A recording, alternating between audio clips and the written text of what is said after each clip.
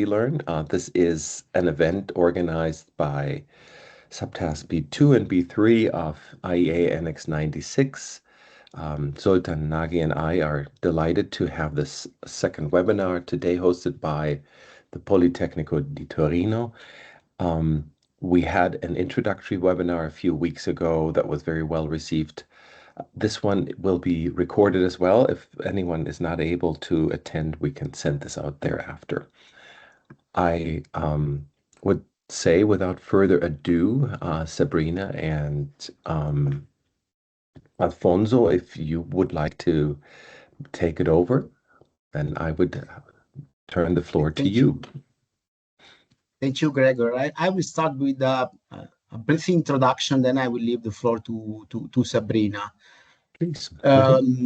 So just for first slide, as a summary, Sabrina, please, if you can skip to the first slide.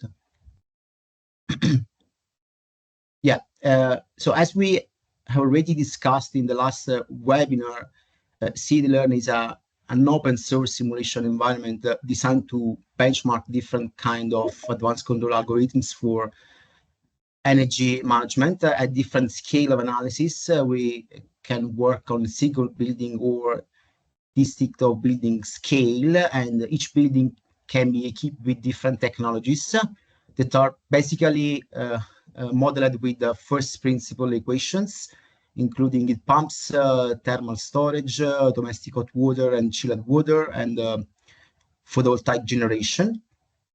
The opportunity is to have a standard, environment with a standard framework for state variables, action spaces, reward functions, as we can then test and benchmark different control strategies under the same boundary conditions.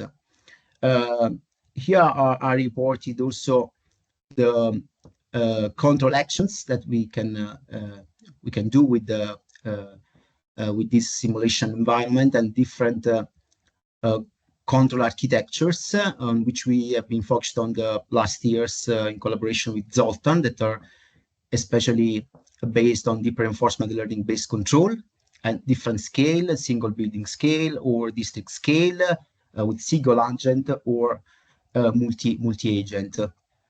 However, in its initial configuration, CityLearn had a sort of limitation in terms of using pre-computed, pre-defined building load that are always assumed to be satisfied, to be met, and as a consequence, the indoor temperature was kept fixed at set point.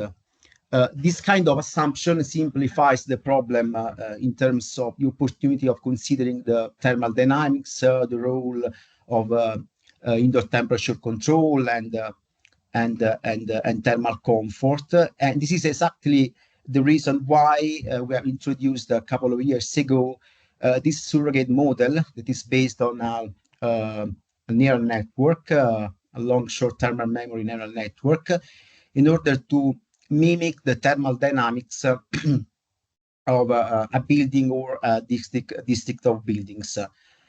This kind of opportunity is also connected to enlarge the actions that you can do with the CityLearn, including not only the thermal storages, but also the thermal power provided by heat pump to control the indoor temperature, overcoming the limitation that I mentioned before. So the idea is to transform the CityLearn environment in a closed loop environment in order to allow an interaction between this kind of surrogate model with an reinforcement learning agent that can decide the load to provide to the environment.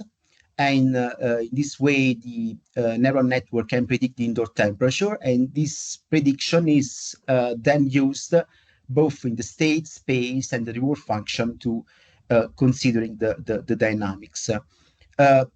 Here I provided some details on how we have trained these neural networks that are trained on data set that are synthetically generated with energy plus simulations. Here I reported the different simulations scenario at the base of the construction of data set in which we have trained the neural network. So we first started with energy plus model for each building or one of data set that Kingsley mentioned in the last webinar. And we first ran this energy plus model with the actual mechanical HVAC system in order to provide benchmark for the indoor dry bulb temperature and energy use. Then we replaced the mechanical HVAC system with the ideal load, considering, a capacity of the HVAC system always, good, always good for meeting the heating and cooling load. So that's mean that with this kind of assumption, we can always consider the heating and cooling load that are met. And then we validate it against the simulation references. Then we replace with a particular function of energy plus, that is the other equipment, in order to considering first a free floating indoor temperature for training the neural network in case in which no power has to be provided to the environment, and then considering other kind of simulation varying randomly the load with reference to the ideal load. So with this kind of approach, yes, Gregor, please.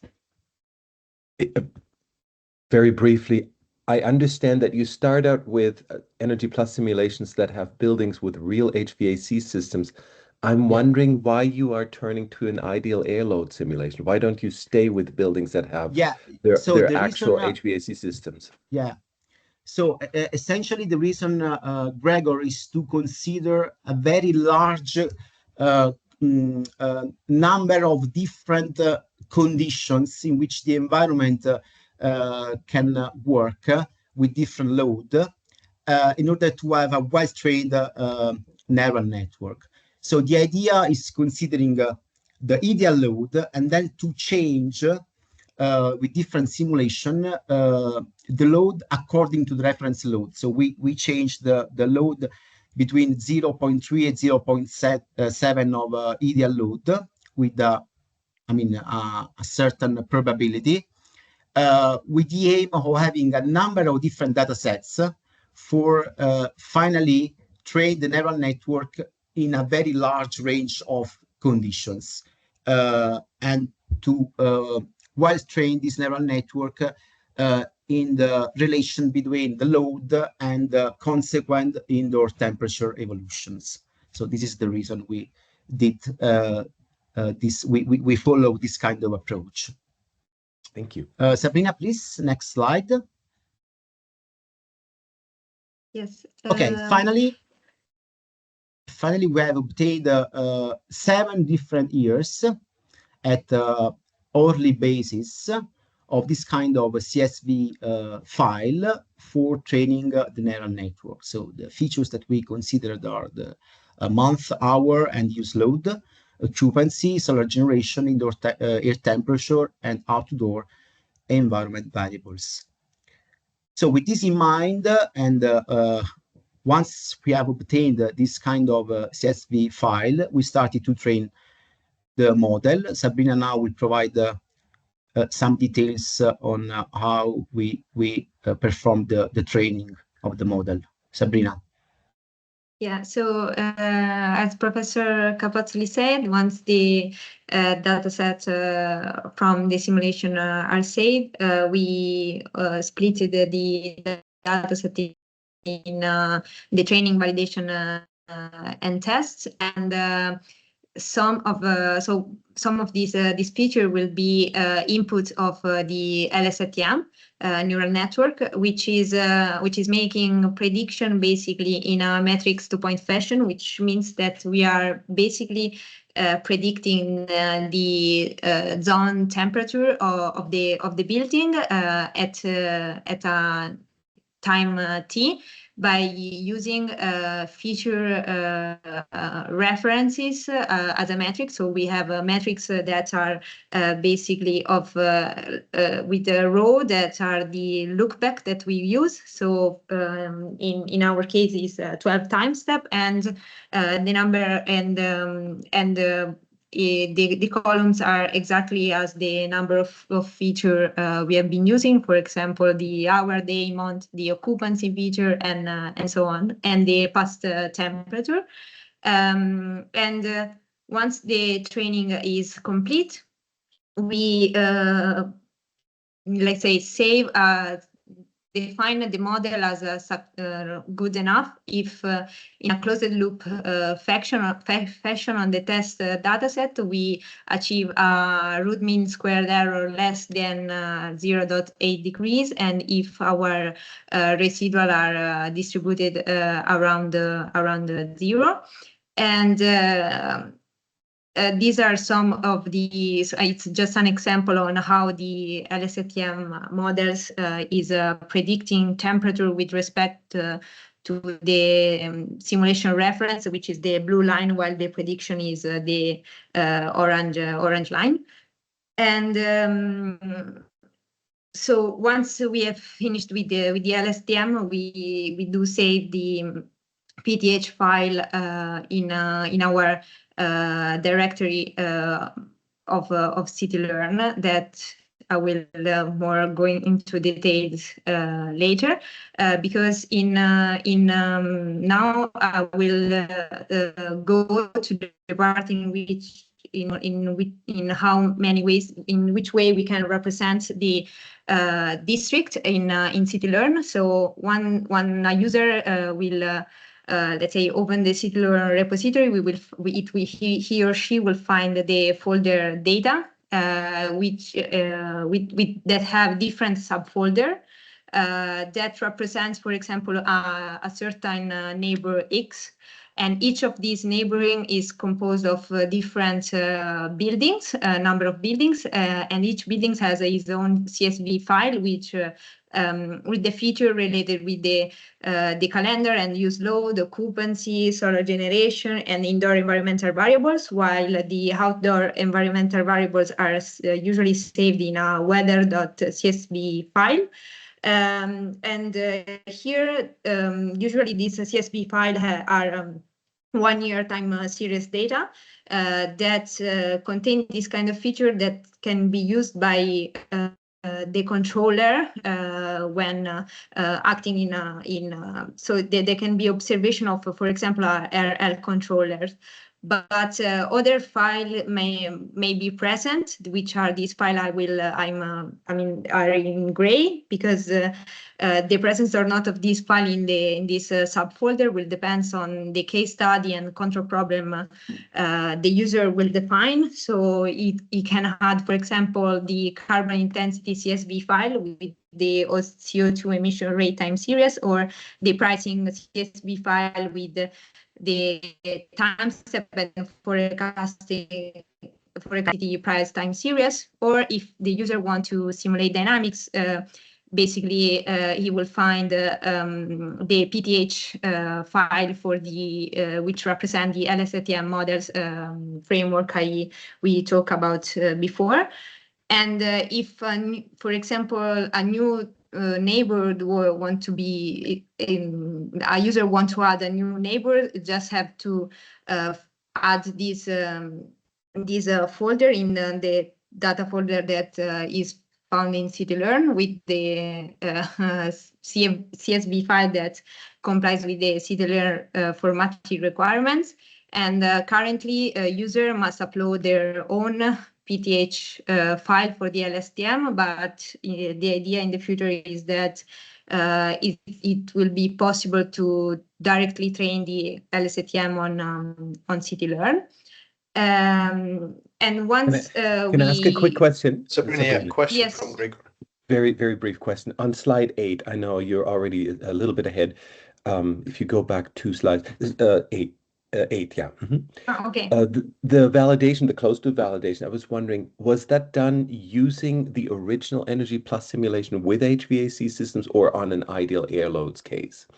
This plot is representing the simulation tool. So this case in which we have been replicated the ideal loader system with other It's that case. equipment. Yeah, it's that case. But yeah, it's just an example. So you're not going back to the very beginning HVAC case that is sized to a specific system. Okay, understood. Not for That's all I validation. wanted to know. No, because you replace the systems in the models, right? You use your own models, and the systems you don't actually need in that are in Energy Plus. Say that again, Zoltan. You don't need what system? In CityLearn, the thermal systems are modeled outside of the Energy Plus, right? You only use the Energy Plus for the thermal dynamics. Whatever HVAC system is in the model is irrelevant for the actual application here, right? Yeah. But Yeah. And I think you currently have heat pumps. I was wondering, we have a wide range of HVAC systems in Energy Plus that we can model, right? Wide range, including VRF systems and radiant systems. And that's all of my questions are getting at, is you're leaving the world of Energy Plus with its many HVAC systems, and you're entering a world of only heat pumps, right? Is that a fair description? Yeah, Okay. exactly. Yeah, simplified system models for sure. Yeah.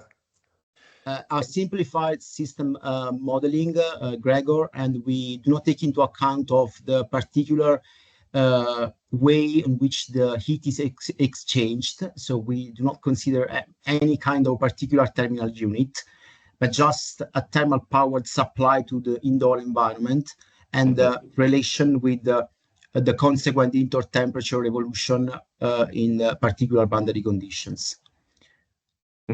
So the other way to do it would be to use RC models that would achieve basically the same thing, right? So the philosophical reason why we did this from Energy Plus to LSTMs is because technically now you could say I have an Energy Plus model, and then by doing this cool approach, what Alfonso and Sabrina and others did, you could take that model and use it simply in the controller without the complicated sort of co-simulation environment. That's the main reason. It's beautiful. No, it's beautiful. But I think the realization is that we go from the multitude of systems we can model in Energy Plus to the subset of HVAC systems we can model within CityLearn, right?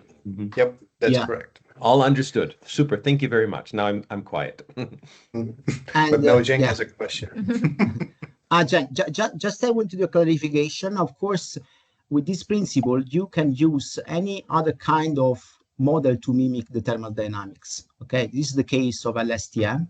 You can use physics informed or an RC model, and the same, of course, is for the file related to the CO2 emissions and price signals. You can change as you like that kind of file for, feeding your simulation.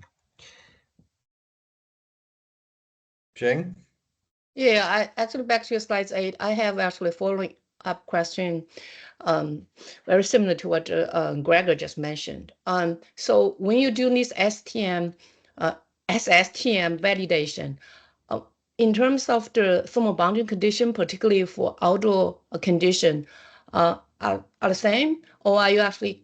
I'm just wondering the SLTM's the performance when actually, for example, the outdoor condition is not typical. For example, you have heat waves, you have winter storms, so right. So I'm wondering the performance follows the SSTM result.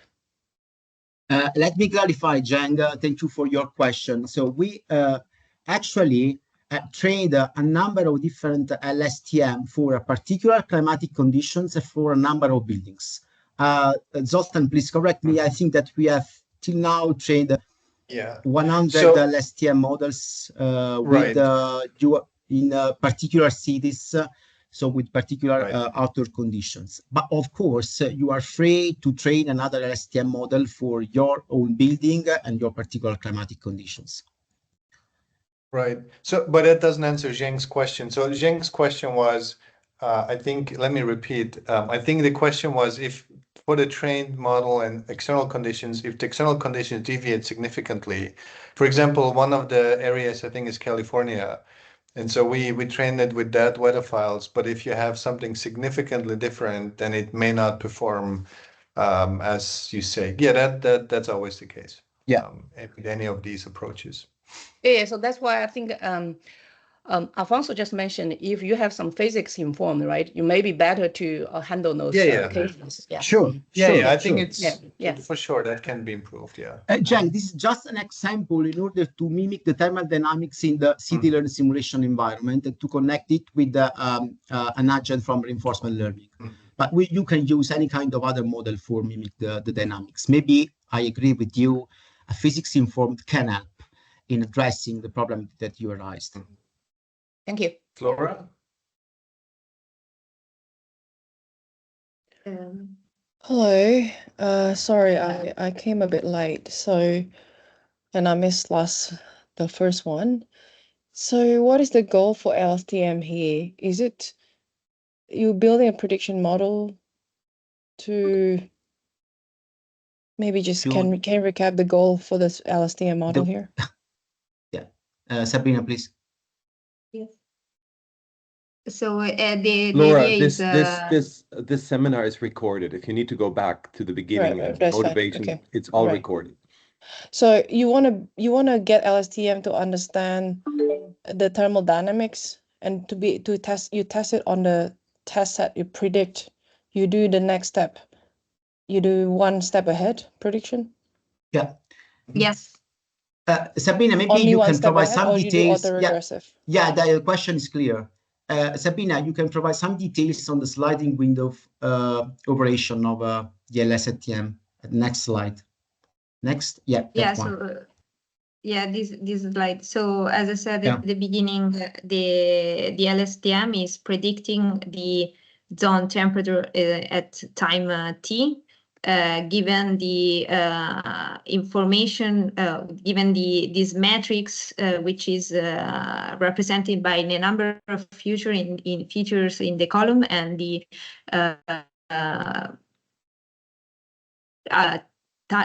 T to T minus look back period. So and the past temperature and the past temperature of the building. So it's a matrix to like many to one prediction. This is what the LSTM is doing. But the goal is to see whether you can generate the different scenario, and then LSTM can build a solid prediction model, or the goal is just to build. So this prediction model is completely separate to the simulation. No, so the LSTM is needed to have a thermodynamic simulator for the building. Like I said, you could replace it with an RC model or a physics-informed neural network. I doubt, to be honest, I doubt the LSTM works well for this. We can have a separate discussion about modeling, but in my experience, LSTM is not going to be able to handle dynamics. Okay. So no, that's fair. I think whatever. I mean, that's why we compared it to the original simulation. So we're pretty happy with what came out, but I'm sure we can improve it. Yeah, maybe Sabrina can continue. I just want to make sure that we have enough time in this hour. Okay.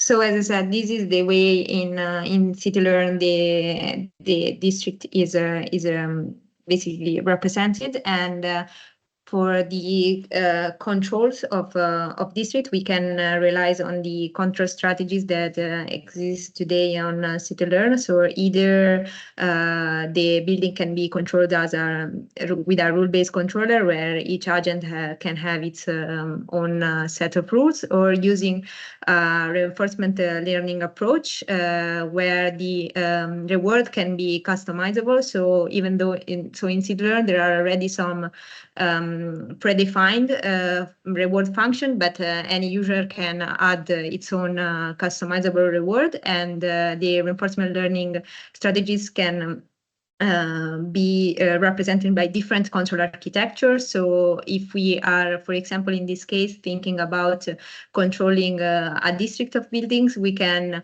either use one agent for the overall district, or using a multi-buildings approach in which each agent so we have an agent for each building, and the architectures can be either decentralized or cooperative. And in this case, with the decentralized architecture, we mean that each agent has its own building, but interact kind of independently with the environment, while the cooperative architecture allows building to have a kind of a mechanism that allow them to share information between themselves.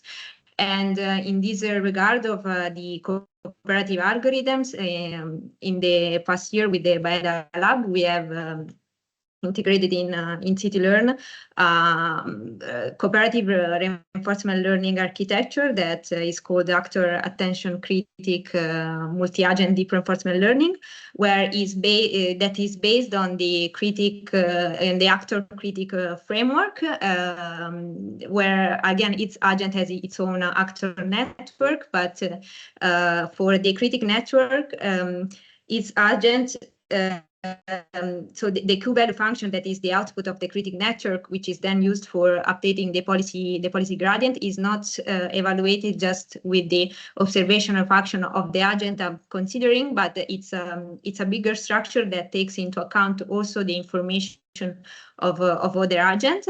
And a bit more in the details, the idea is that when the critic networks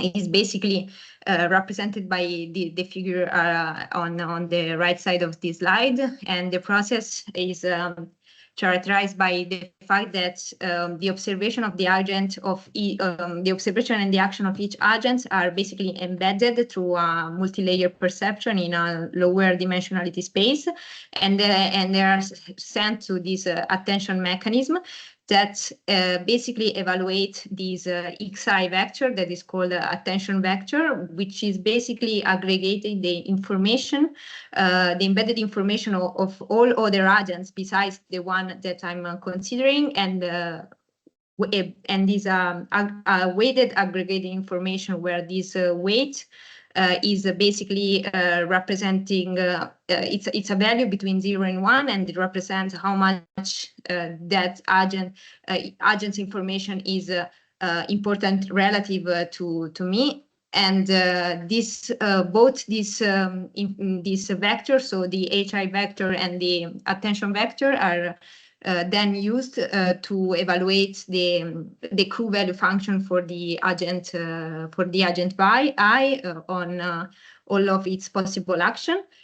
And this Q-value function, as I said, for the actor critic framework is sent to the policy network for the gradient update. But the policy network that we are using here is a discrete actor network that basically outputs one-hot encoded vector, which is then mapped where this one-hot encoded vector is maps this action to action that are compatible with the CityLearn environment. For example, in this case, if we think about the charging and discharging of the electrical storages in CityLearn, we know that is is action value. So each action space goes between -1 and +1, and we decide, for example, to divide this continuous action space in intervals, and the actor network basically outputs the value that belongs into that interval. For example, in this case, choosing the second interval means discharging the electrical storage of 0.5 of its capacity, for example. And so this kind of algorithm, we use it in a specific case studies, and we compare the results with the decentralized SAC architecture and the cooperative Marlisa architecture. We use the dataset from the Texas and Alameda neighboring already present in CityLearn, and we decided to control the charging and discharging of the electrical storage and the domestic hot water storage with a reward function customized that we parameterized with the parameter beta. And this parameter can be goes between 0 and 1, and if it tends to 0, basically it represents a reward that is just looking at agent-specific interests, while if it tends to 1, is taking into account the collective interests, which are mapped with this function in the slide, where the individual interest is to reducing the imports, while the collective one is to promote more flattened grid profile, so to avoid that buildings can import or export at the same times. And we test the algorithms in different sides of this neighboring. And so these are some results. So basically, in here we plotted basically the two terms of the reward, and we can see that the MAC algorithm, according to different values of beta. So our algorithm is positioning in the lower, in the bottom left of the plot with respect to SAC and Marlisa, and this behavior is then this same more relatively optimal behavior is represented like it's represented in terms of, for example, of KPI with respect to so we have plotted these polygons where the black line represents the RBC baseline, and the green line is the AAC module with respect to results given by SAC and Marlisa, as well as, for example, the way the plot are related to the way in which this algorithm is using basically the electrical storage overall in the district, given higher, for example, usage of discharging the storage, and the fact that discharging during high prices and discharging during so he's charging during low prices and discharging during high prices. So this is just an introduction about how the results of this kind of algorithm were, and now I will just a quick interruption. Yes, Sabrina, on the previous slide, beautiful work. I just pulled up the paper. This must have just been published on the next slide, and I like the polygon plots a lot. That you showed on I think on the next slide, this one. If you were to tell me in 10 seconds, how is the new algorithm better over, for example, Marlisa, in terms of balancing community versus individual goals? If I look at the 100 buildings example, I know I'm just too curious, but how would you characterize its advantage of this cool new algorithm with the attention head? Sorry, I will. Let me try this again. On the left side of this diagram, you show a district size of 100 buildings.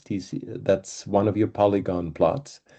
here. And on your slide. Yes. And my question is, Sabrina, how would you describe the benefits of your new AAC-MADRL algorithm over Marlisa? Well, I will just like in terms of the result I see in this case study, I guess. So I didn't so the mean question, Sabrina, the question I don't want to is, derail you. Yeah, the question is why the algorithm proposed performed better than Marlisa. Maybe you can just detail a little bit more. Okay. Yeah, I think that the main reason is, as far as understood, is that for this kind of algorithms, we are acting with this attention mechanism that directly evaluates the Q-value function, which is a value function that is important in the way the reinforcement learning is done. Is important to evaluate how much the action I'm taking back to whatever is happening around me is good enough, and this is sent back to the, as I said, to this policy network through this mechanism. While as far as understood, the Marlisa algorithms does not use this shared information that to act on the Q-value function, but is a kind of action selection that happens after the evaluation of the value function. Which, so this, I guess, is the main difference, and I think that formally on how the policy net or how these networks are built is the main difference on why they perform differently. But thank you. I don't know. This is just we my also, insight. We also realize some benefits from a computational cost point of view, Gregor. Okay. That becomes an important indicator when you want to simulate hundreds of buildings. Makes sense. Thank you both. So yeah, so now in this part, I would like to go a bit more just in the detail on how to use some feature of CityLearn to simulate our controller, and how to use how to simulate this new AAC module, and how to actually on hand, if someone wants to add its own controller, what it has to do on CityLearn. Exactly. So basically, as I said, we do in this data folder for our neighbors. We can upload our CSV file and PTH file, but what is also we need to create is this JSON schema file, where we can define, for example, the building information. So as already did explain a bit on the previous webinar, there is we can define the buildings we want to choose, and if we want to simulate dynamics, we have to we can just type the type LSTM dynamics. We need to say that building 1 is related with the feature in the CSV, in building 1 CSV file, and if we want to use pricing, carbon intensity, and weather, we need to specify such CSV file. We can specify the devices the building can use, also if it has or not the PV. And if we want to simulate dynamics, besides defining the type of dynamics we want to simulate, we need to add the attributes for our LSTM with the parameters of the network and the corresponding PTH file, the maximum and minimum for the normalization of the input feature of the LSTM that can basically be listed here. So besides the building information, then in this schema JSON file, we need to add agent information. So for example, if we think about the AAC model, we can define the central agent set to false. We can define the simulation time step, the number of episodes we want to do, the observation we want our DRL agent to take, which action it has to take, and where we can find the reward function. And for the AAC model specifically, since all the other algorithms present in CityLearn were basically continuous, as I said, we just need to for simulate this for the action we are taking, how many number of classes we want to discretize our action space, and for the rest, besides this part of that is highlighted in the slide, the model will run like other models in CityLearn by writing the model.learn and the number of episodes. And we also added in the RCCDML the same models. So once the training is finished, the models is directly saving the network, and with the function load models, we can use later on the models for every possible deployment we want. But if a user want to, so now I will pass on the part in which I will explain a bit what a user have to do if he wants to add a new RL controller.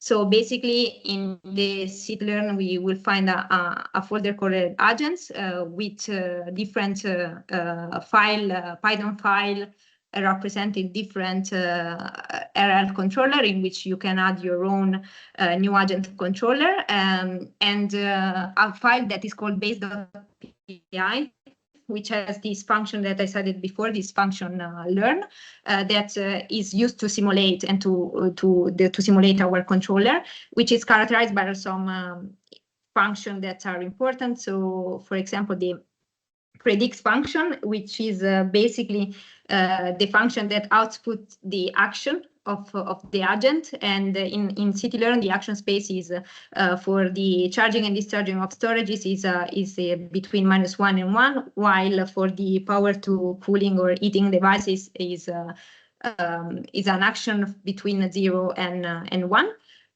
So this function predict, it has to be in this base.py file, but the predict function has to be part of your new agent with two main other function called get post expiration prediction, which is used either if deterministic is true, so either if you're using it for deployment, or the exploration time step for your algorithm is elapsed. So where the action is basically selected directly by the current policy network, or if deterministic is set to false, so you are in the phase of your training algorithms, you just need this action that that is given back an action sampled from the action space that I cited before.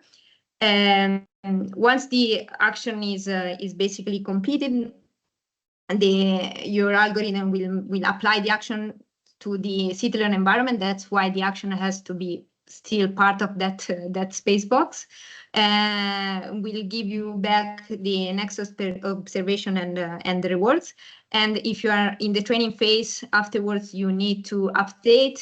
You need a function called update that is characterized by both the update replay buffer, in which you basically normalize the observation, the action, and the rewards, and you put it in the replay buffer, and the update of the RL network. So this big function of data has in its own the update buffer and update RL networks.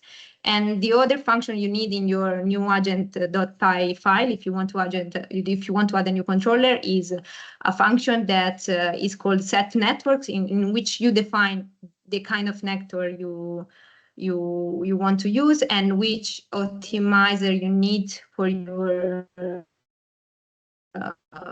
gradient to evaluate the gradient of your networks. And this is, I think, the main steps a user need to follow if a new RL controller wanted to be, if you want to add a new controller in CityLearn. And with this, I would like to thank you for the attention. We have decided to prepare this kind of, more detailed documentation. Hopefully, it will be useful for all the colleagues that want to use. And we have also an appendix with some further details on how to integrate the LSTM with the reinforcement learning controller. Of course, we will share the presentation with all of you, and also we'll make available the version of CityLearn, which include the multi-agent algorithm that we have discussed today on GitHub. Fantastic. Sabrina and Alfonso, thank you very much for an excellent presentation, especially having